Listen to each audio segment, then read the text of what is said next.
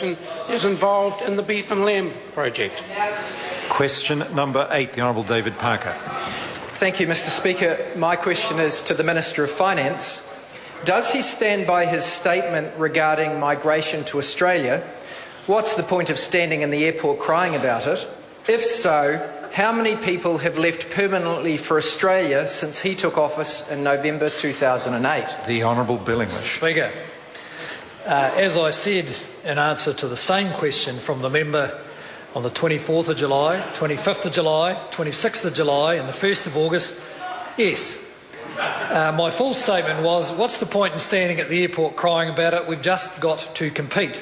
They can pay more, but it's hot and there are lots of flies. We pay less, but you can go for a mountain bike ride at lunchtime. Statistics New Zealand reports 173,715 people migrated to Australia in that time period. I note that in this period, 59,000 people migrated from Australia to New Zealand, leaving a net outward migration of 114,000. There are signs this migration is levelling off. I note that in the 9 years to October 2008, despite benign economic conditions, 310,000 people left for Australia.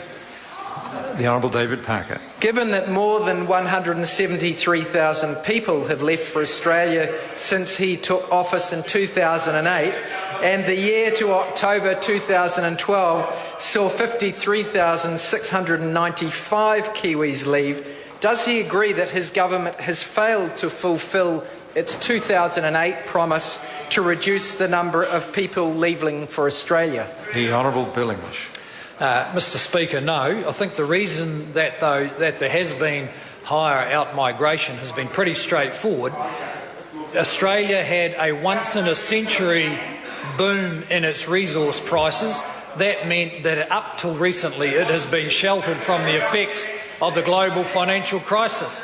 The out-migration is directly proportional to the fact that Australia's growth rate was higher than New Zealand's.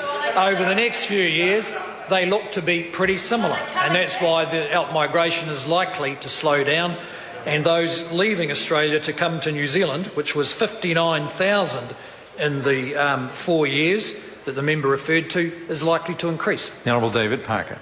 Is he aware that the 173,715 New Zealanders who have left for Australia represent 4% of New Zealand's total population, which is more than the population of Hamilton, more than the population of Napier and Hastings combined, and equivalent to Dunedin and Invercargill combined?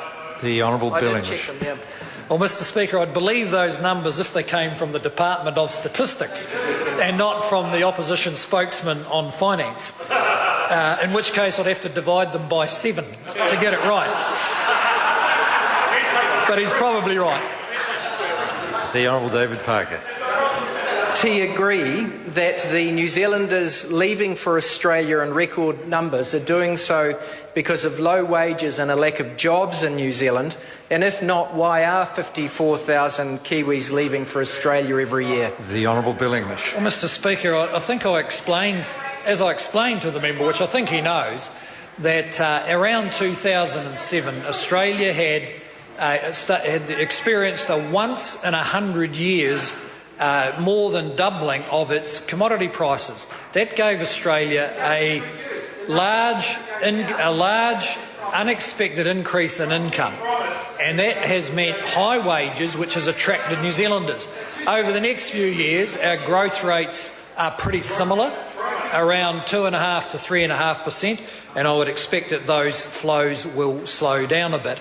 The main thing for us to do is to focus on the competitiveness of our businesses so that they can, for instance, grow their businesses in exporting to Australia and employ more New Zealanders to do so. The Honourable David Parker. Why has the wage gap between Australia and New Zealand continued to widen?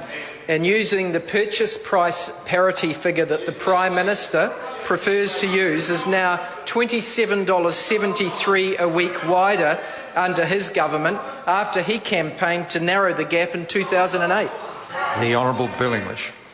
Well, Mr. Speaker, we could argue about how to measure the wage gap. As the member will know, after-tax, because of New Zealand's tax changes, our after-tax incomes are actually much closer to Australia's than those figures would indicate. And actually, when you look at the Australian figures, it's surprising. If you take out the Western Australian wage rates, it makes a significant difference. In fact, if you take out Western Australian growth rates, the Australian and New Zealand economy and wages have grown at pretty similar rates through the last 3 or 4 years. Last year, West Australia grew at 14%. That is almost 1.5 times the growth rate in China. And frankly, we are going to have to focus very hard on competitiveness of our businesses to be able to match the enormous wages paid in West Australia. Todd McLeay. Mr Speaker, thank you. In light of recent migration trends and their impact on the housing market, what reports has the Minister received detailing alternative approaches to housing? The Honourable Bill English. Well, Mr Speaker, migration trends do have a significant impact on housing. Just how many houses those migrants might need, of course, depends on whether you get your numbers wrong by 700%. As became apparent in the answer to a question in the House last week, where our spokesperson pointed out that 100,000 houses over 10 years requires one house to be built every hour, night and day for an entire decade. The opposition spokesman on finance, however, thinks that adds up to 600,000 houses, not 100,000 houses. Question number 9, Tim McIndoe. Thank you, Mr Speaker.